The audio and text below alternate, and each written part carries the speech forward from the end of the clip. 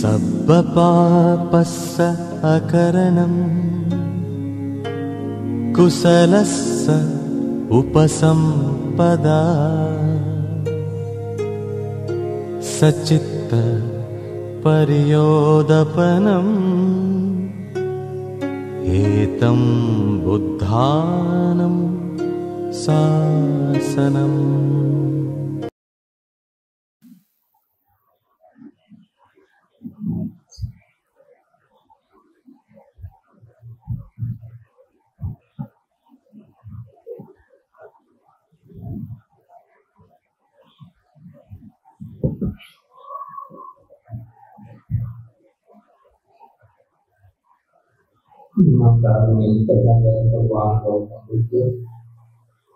तथागतांच्या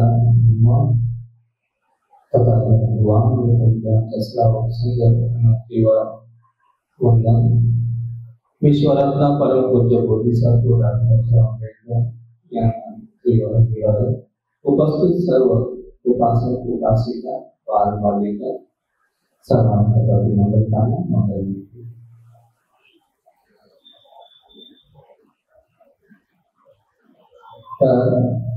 काल जो विषय होता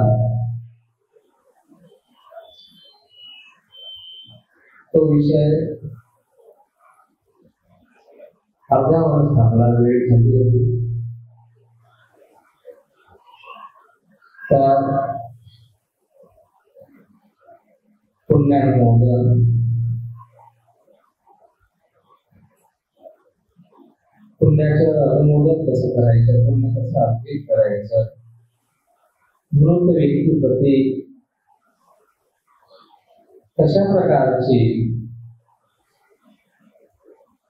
एक प्रकारची आवृत्ती भावनेची।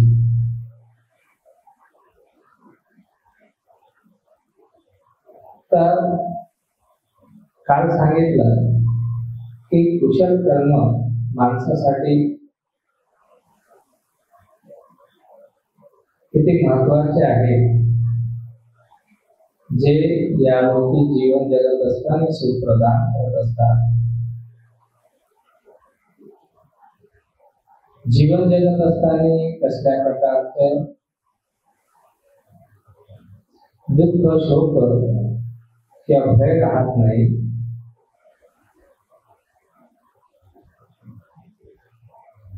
जीवन समाप्त होत असताना या जन्मात जीवन समाप्त होत असताना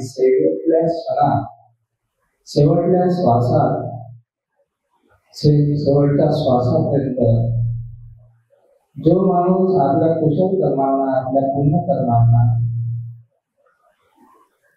आठवत आणि संघाच्यावरती सदा ठेवत हा प्राण त्यागत असतो, त्याला भक्ताने सुद्धा सुख प्राप्त होत असते। आणि या लोकातही तो सुखाने जगतो, सुखाने वागते आणि परलोकामध्ये सुद्धा तो सुखाने जातो आणि तिथे सुद्धा तो सुख प्राप्त करत असतो।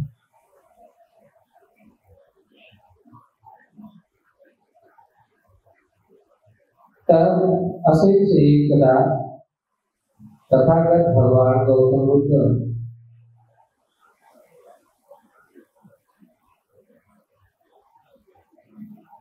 जे बिंबिसाराचे राज्य होतं मगध, त्या मगध देशात आले असता राजा बिंबिसाराच्या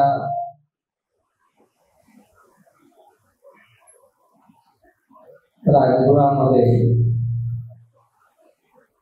त्यांचं निवास होतं, त्यांचे विहार होते। आपल्या भिक्षुसंघासनी तिथे थांबले असता राजा बिंबिसाराने तथागत भगवान गौतम बुद्धाची कीर्ती ऐकली होती आणि ती कीर्ती ऐकून भगवान गौतम बुद्ध जिथे थांबले होते, जिथे विहार करत होते, तिथे भगवंताच्या दर्शनाकरिता गेले भगवंताच्या दर्शनाकरिता गेले असता त्याने तिथे जिथपर्यंत त्यांच्या रथ जात होता तिथपर्यंत ते रथाने गेले आणि तिथून ते पायी चालत भगवंताच्या जवळ पोहोचले. पोहोचल्यावर त्याने भगवंतांना अभिवादन केलं. अभिवादन करून ते एका बाजूला बसले आणि भगवंताचं धर्मश्रवण केलं. भगवंताचं धर्मश्रवण करून राजा बिंबिसार खूप आनंदित झाला, प्रसन्न झाला आणि त्यांनी भगवंताचं प्रवचन संपल्यावर भगवंताच्या जवळ गेले. दोन्ही हात जोडून भगवंताला निवारण केलं आणि भगवंताला आपण उद्या आमच्याकडे आपल्या भिक्खू संघासाठी आवाज लहरत आहे.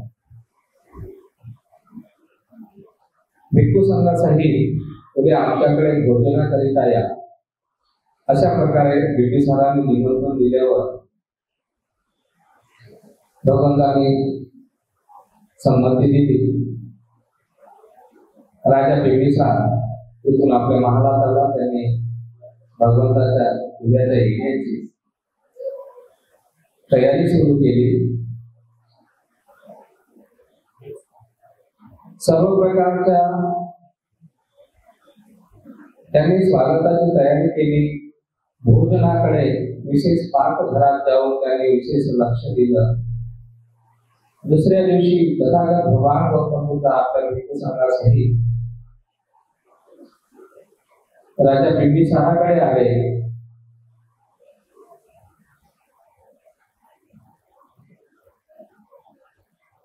बिंबिसाराच्या दारापर्यंत आल्यावर महाराजवळ आल्यावर बिंबिसारांनी आनंदाने तथागत आणि त्यांच्या संघाचे स्वागत केलं. भगवंतांना त्यांच्या आवाज बघा, वगैरे बघा. तर भगवंताचं स्वागत करून, संघाचं स्वागत करून ज्या ठिकाणी आसन तयार केले होते त्या ठिकाणी भगवंतांना घेऊन गेले. भगवंत आसनस्थ झाले. आसनस्थ झाल्यावरती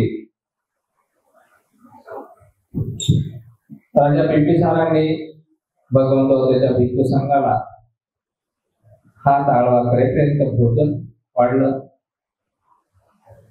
भोजन वाढून झाल्यावर तथागत भगवान गौतम बुद्धाने भोजनाचे अनुमोदन केलं आणि दान कथा, वस्तू कथा अशा प्रकारे त्यांना धम्म सांगितला.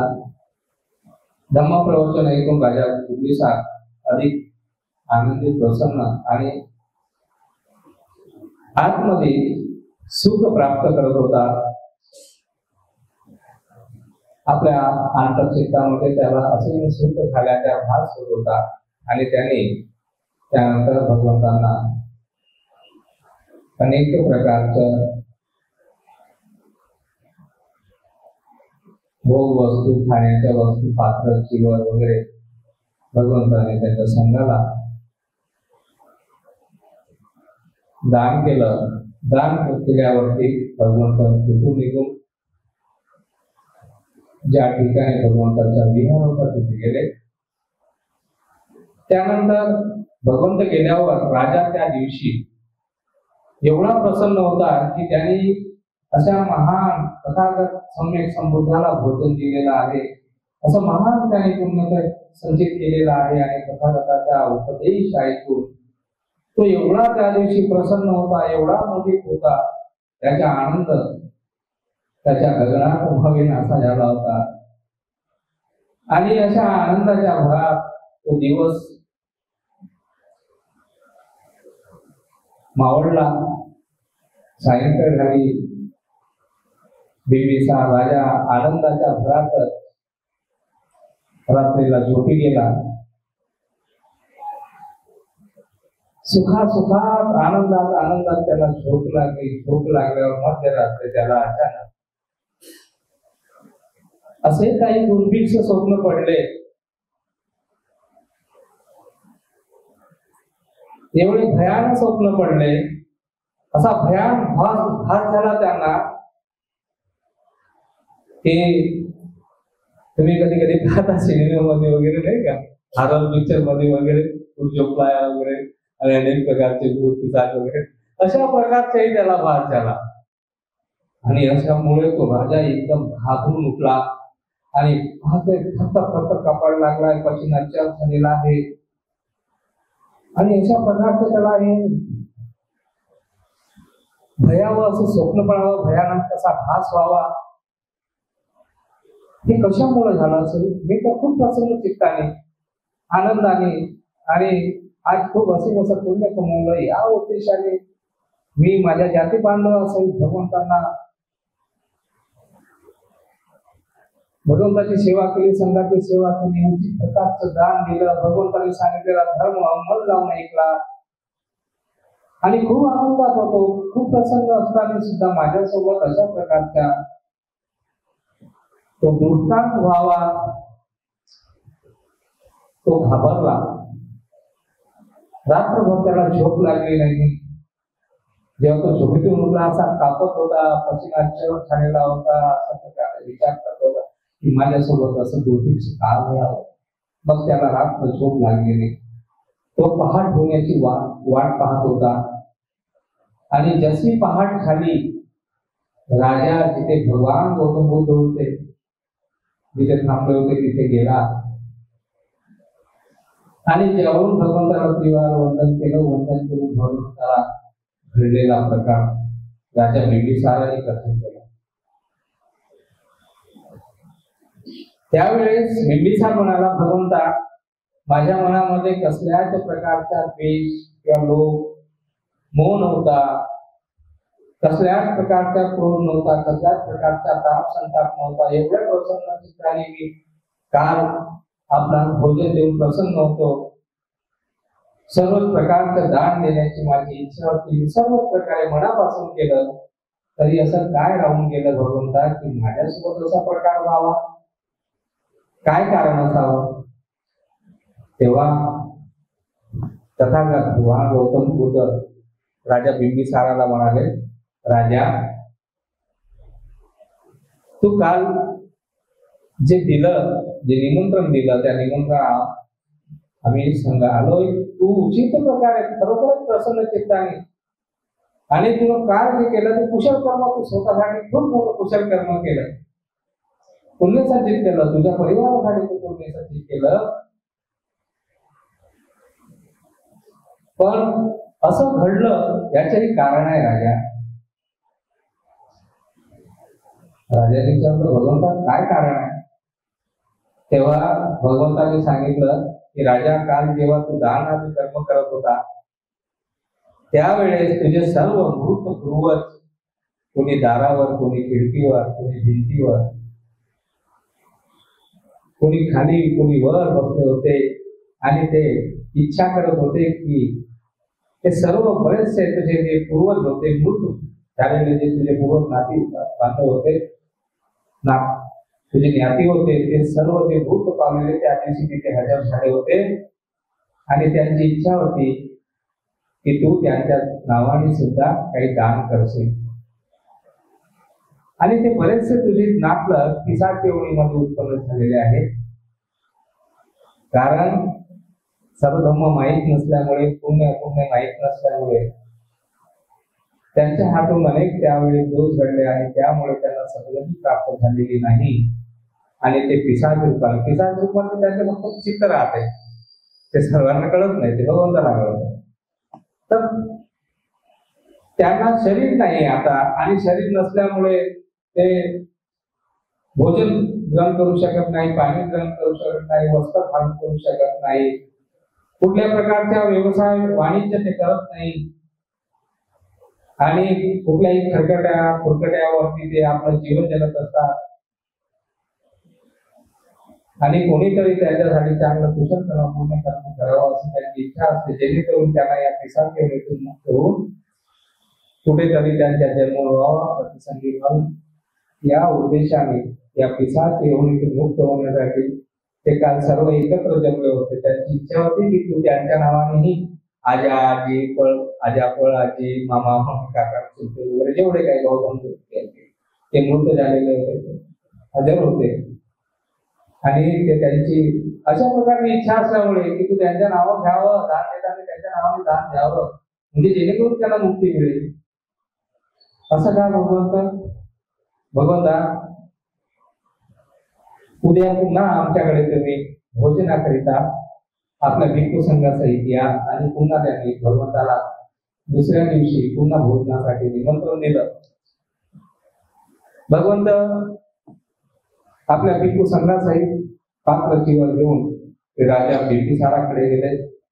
आणि जे अगोदर त्याने भोजन दान वस्त्र वगैरे दानाचे कर्म कुशल कर्म केले होते त्यापेक्षाही जास्त सुस्वादिष्ट आणि त्यापेक्षाही मौल्यवान वस्तू त्यांनी त्या दिवशी भगवंताने त्याच्या संघाला खूप प्रसन्न चित्ताने दान दिलं. पण त्यावेळेस दान देताना ही चेतना नव्हती की माझ्या परिवाराच्या मंडळाची चेतना होती की माझे जे पूर्वज आहेत, जे गेलेले पूर्वज आहेत, जे या गतीमध्ये आहेत, आज मी त्यांच्या नावाने दान देत आहोत. तेवढी माझे पूर्वज आहेत, त्यांच्या नावाने मी आज दानादी कर्म करत आहोत. अशा प्रकारे भगवंताने त्याची मनातून भावना केली. आणि भगवंताच्या हातावरती छातीने पाणी सोडत त्यात आम्ही जे काही दान दिलं, जे काही पुण्य संचित केलं, ते सर्व आम्ही आमच्या मूर्त पूर्वजांच्या नावाने बुद्ध धम्म आणि संघाला अर्पण करत आहोत, संघाला दान देत आहोत. आणि अशा प्रकारे भगवंताच्या हातावर छातीने पाणी टाकत त्यांचे जे सर्वात आवडतं असं सुंदर वन होतं वेणुवन, त्या वेणुवनाचं राजा बिंबिसाराने भगवंताला दान दिलं. भगवंता हा आमच्या वेणुवन आपण आमच्या मूर्त पूर्वजांच्या नावाने आपण मी दान करत आहोत. भगवंत आपण आपला संघ याचा स्वीकार करा. भगवंताने साधुकार दिला आणि भगवंत निघून गेले. त्यानंतर त्याला असल्या कसल्या प्रकारच्या दुर्भिक्ष असा भयावह अशा प्रकारची भीती वगैरे कधी राहिली नाही. एवढंच नाही, त्याच्या राज्यामध्ये जो काही छोटा मोठा कलह होता तो कलह शांत झाला. भगवंतांच्या आगमनाने, भगवंताला दिलेल्या दानाने त्याच्या राज्यामध्ये शांती निर्माण झाली. सर्व एक दुसऱ्याशी मैत्री भावनेने वागू लागले आणि हातात तलवार न घेता, लढाई न करता त्यांच्या राज्य सीमेच्या पलीकडेपर्यंत वाढू लागलं. आणि त्यांच्या खजानमध्ये, त्यांच्या त्या कोशामध्ये धन द्रव्यांची सर्व गोष्टींची वाढ होत गेली. प्रजेमध्ये आनंदाची वाढ होत गेली, सुखाची वाढ होत गेली. आणि अशा प्रकारे त्या राज्याचं, त्या मगध राज्याचं भाग्य उजळलं. या प्रकारे हा जो होता, जो आपण आतापर्यंत पुण्यानुमोदन वगैरे जे जन्मविधी करतो आपण, तर हा आताच्या काही कर्मकांड नाहीये. ही एक भावना आहे. यथा वारी वाहा पुरा परी पुरे सागर यथा निंदा आहे का नाही, सब करे आहे का नाही. ज्ञाती म्हणतो, सुविधा म्हणतो, न्यायतो वगैरे आपण असं म्हणतो की आम्ही जे सर्व छोटे मोठे बांधव आहोत, मूर्त पूजनचे बांधव आहोत, आम्ही इथे एकत्र येऊन सर्व त्यांच्या नावाने दान करतो. हे आमचं दान त्यांच्या चित्तापर्यंत पोहोचते. ज्या प्रकारे सर्व नद्या समुद्राला जाऊन मिळतात, त्या प्रकारे आम्ही केलेले कुशल कर्म, पुण्य कर्म त्यांच्यापर्यंत जाऊन पोहोचते, त्यांना सद्गती प्राप्त होते. अशा प्रकारची आपण कामना करत असतो. आणि हेच या कार्यक्रमाचं संस्कार विधी किंवा पुण्यानुमोदन असं आपण म्हणत असतो. ठीक आहे. तर याबद्दल आपल्याला थोडंसं काही कळलं. भगवान बुद्ध तुम्हाला विश्वास आहे नाही आहे माहित नाही, पण यथावादी कथाकारी असल्यामुळे जे काही आहे ते सत्य आहे. या सत्य वचनाने तुमचेही मंगल हो, तुमच्या मूर्त पूर्वजांनाही सद्गती प्राप्त हो. त्यांच्यासाठी आपण कुशल कर्म, पुण्यकर्म संपादन करावे. तर भावना करूनसाठी करावी.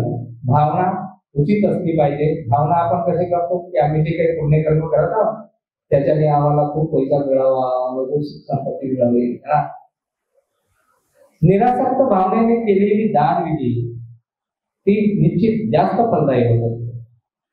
म्हणून माणसाने निरासक्त भावनेने, कारण की मनुष्याचं जीवन आहे, यामध्ये कुशल कर्म काय अकुशल कर्म काय याची आपल्याला जाण असली पाहिजे. पुण्यकर्म काय, पुण्यकर्मामुळे काय लाभ होत असतो, भगवंतांनी पुण्यकर्म का सांगितले, कुशल कर्म का सांगितले, सदधर्म का सांगितला, तर माणसाला या जीवनात सुख प्राप्त करता यावं, वर्तमानामध्ये सुखी जीवन जगता यावं,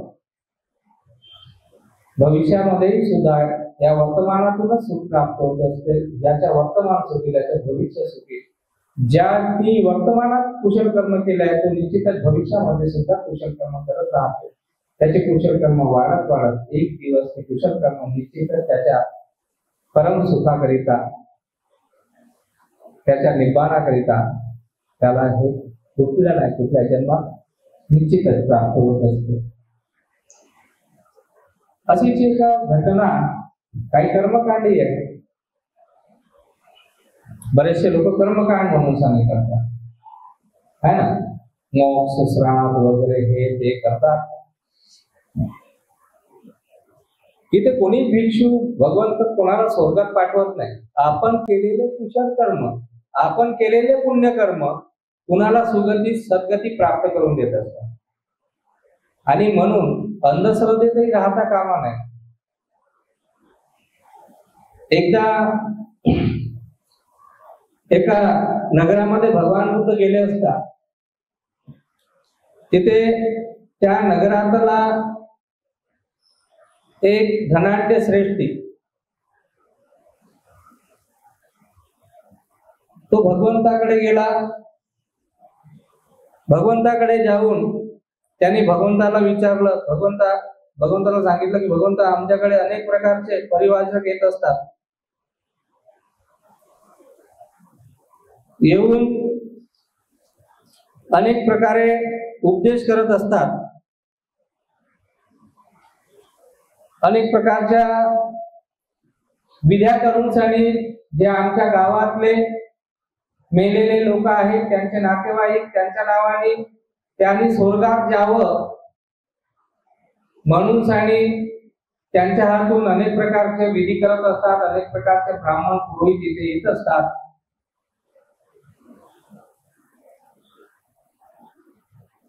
तर आमच्या गावात अशी मान्यता आहे की वेगवेगळे वेशभूषा धारण करणारे साधू संत सुद्धा येत असतात, ऋषी महात्मे सुद्धा येत असतात. त्यांच्याकडूनही अशा प्रकारच्या विधी करून आपल्या मृत पूर्वजांना किंवा आपल्याकडना हे स्वर्गलोकी पाठवत असतात. भगवंता, काही दिवसा अगोदरच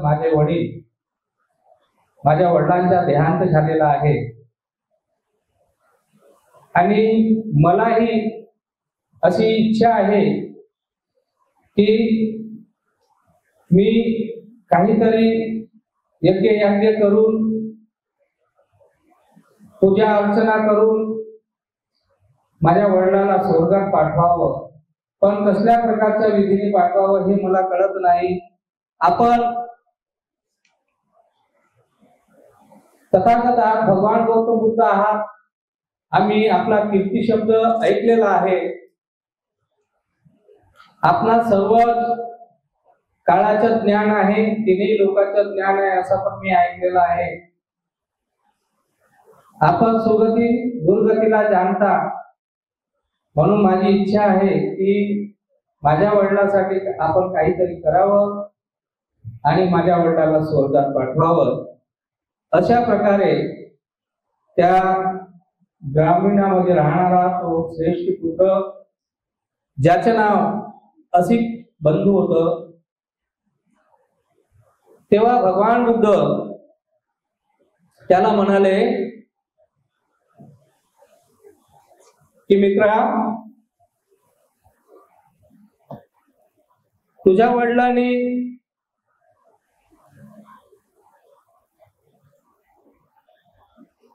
प्राण सोडताना किंवा जिवंत असताना काय केलं मला माहिती नाही, तुला निश्चितच माहित असेल. तो स्वर्गात गेला असेल की नरकात गेला असेल,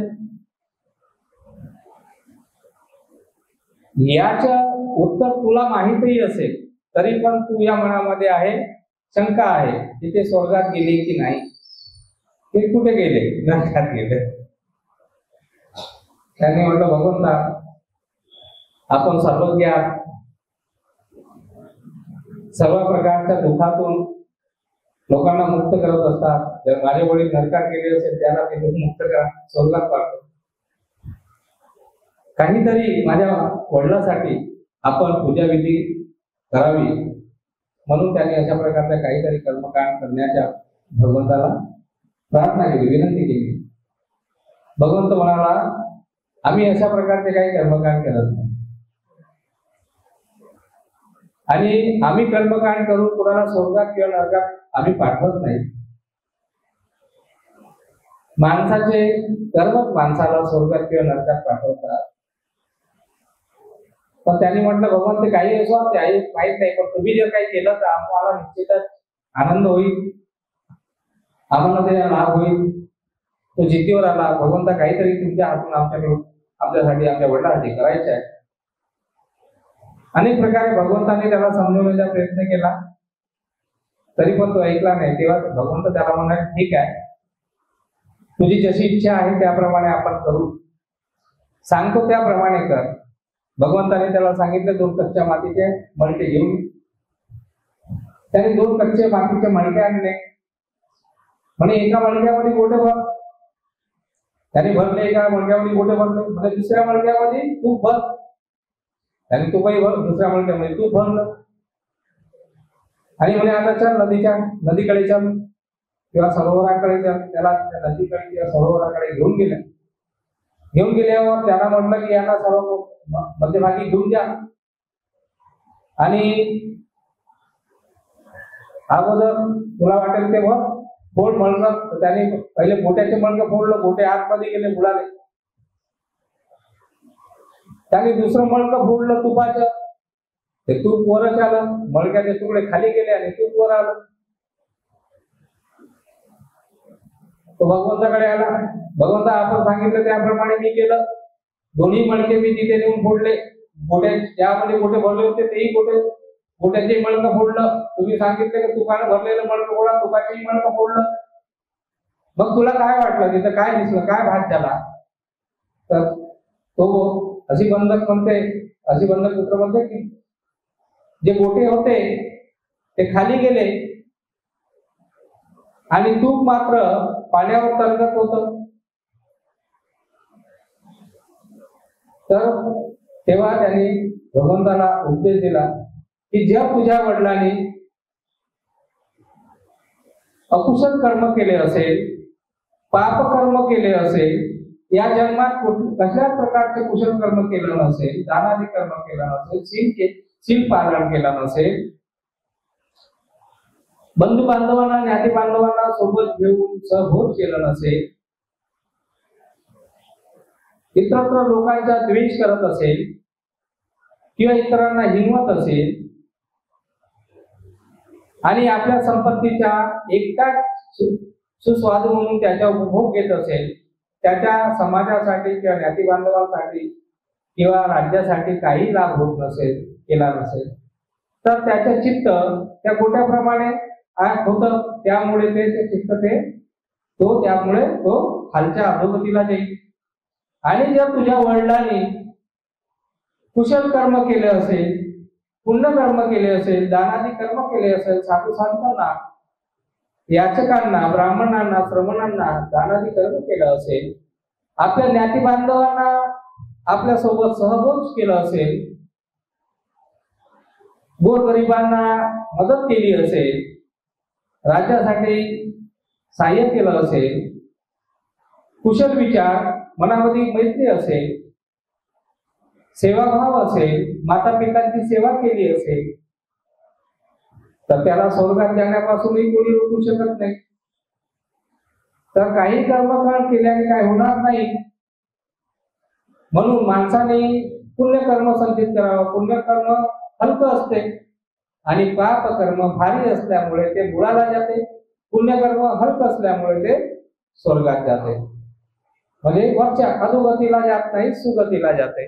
तर या प्रकारे माणसाने कुशल कर्म केले पाहिजे, अपुण्य कर्म करू नये, पाचशीलाचं पालन केलं पाहिजे, पाचशील पुष्ट करण्याचा प्रयत्न केला पाहिजे.